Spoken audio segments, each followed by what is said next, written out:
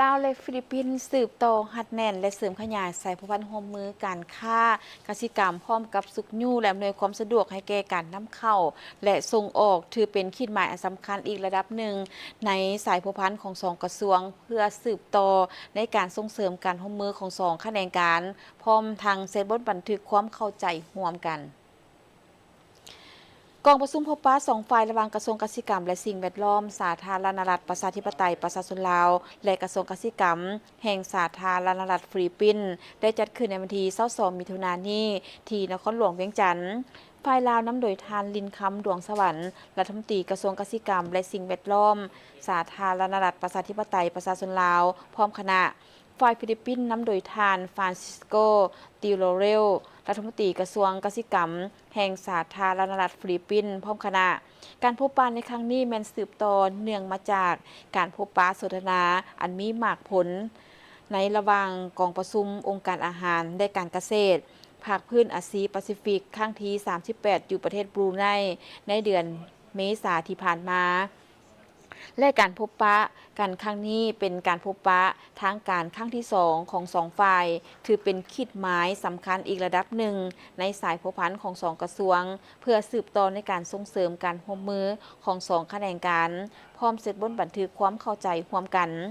ท่านลินคำดวงสวรรค์กาวาการพบปะสองฝ่ายครั้งนี้เป็นการสืบต่อหัดแน่นเสริมขยายสายพัวพันมิตรภาพและเป็นคู่ร่วมยุทธศาสตร์ในต่อหน้า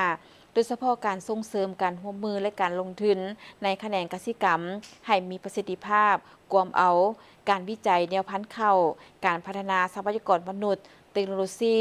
หลังการเก็บเกี่ยวข้าวและสาลีการเลี้ยงสัตว์น้ำพืชสวนรวมทั้งการแลกเปลี่ยนเสี่ยวสารด้านเทคนิคต่างๆและอื่นๆพร้อมนี้ทั้งสองฝ่ายได้ลงนามบทบันทึกความเข้าใจ MOU ว่าด้วยการร่วมมือด้านกสิกรรม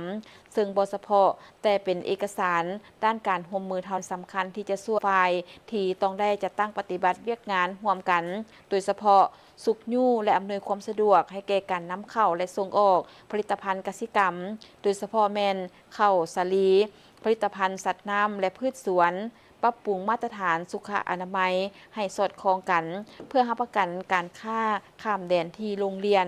สร้างสภาพแวดล้อมอันเอื้ออำนวยให้แก่การลงทุนของภาคเอกชนและการร่วมทุน